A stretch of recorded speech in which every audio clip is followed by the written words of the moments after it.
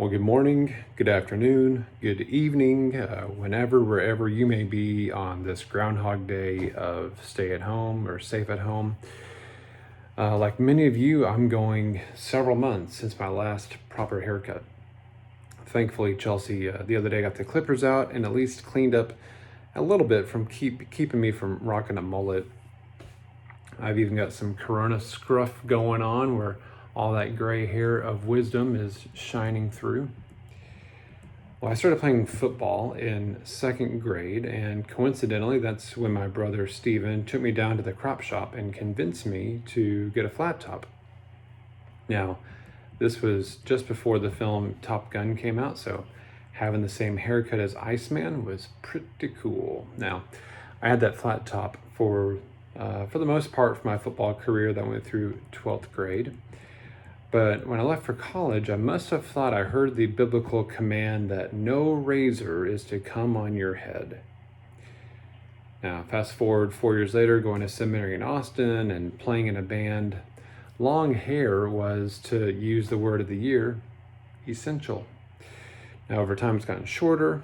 My hairline has retreated as well, so I've got that going for me. And while I haven't reverted back to the flat top, I've gotten to where I really appreciate the feel of really short hair just after a haircut. And right now, all this is just driving me crazy. Now, I referenced the command given to the mother of Samson that as a Nazirite, he was not allowed to cut his hair. Samson's like the Paul Bunyan of the Bible, or how people now treat Chuck Norris. You know, when the pandemic first hit, memes went around and would say something like, Chuck Norris got COVID-19, and now the virus is in quarantine for 2 weeks. No, but in the Bible, for example, Samson, he encountered a lion and he tore it apart with his bare hands, right? He killed 1,000 Philistines with the jawbone of a donkey. So feats of strength were just kind of his thing. He had it all. He had power. He had authority as a judge. He had the hair, but he had God's favor. Samson, though, had a weakness. As women, in particular Philistine women, who nagged him to death, literally. Now, nag is the Bible's word. It's not mine, just to make that clear. It says Delilah nagged him with her words day after day and pestered him. He was tired to death.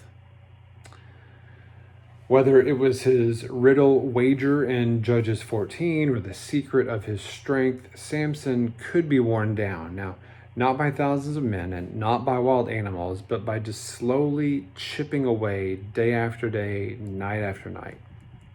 And in chapter 16, Samson finally reveals his secret to Delilah, and he's captured by the Philistines.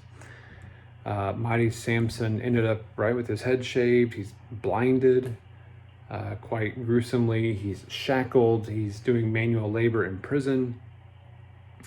But it says the hair of his head began to grow after it had been shaved. And Samson remembered that it was not necessarily the length of his hair that gave him strength. It was the Lord.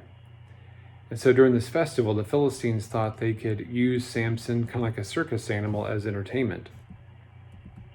And it's at that point that he exacts his revenge. He loses his life along with 3,000 Philistine men and women. But the point of this is not about revenge, okay? It is about remembering who the source is of our strength. I'll tell you, at home, we're on week 7 of homeschooling, and we are pretty worn down. Nagging, pestering, we are getting it all.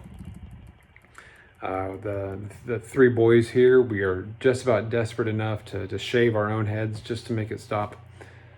But I'll end with this. Instead of leaning on pillars with the intent of pulling them down or knocking them down, this is the time for us, as the old song goes, leaning, safe and secure from all alarms, leaning on the everlasting arms.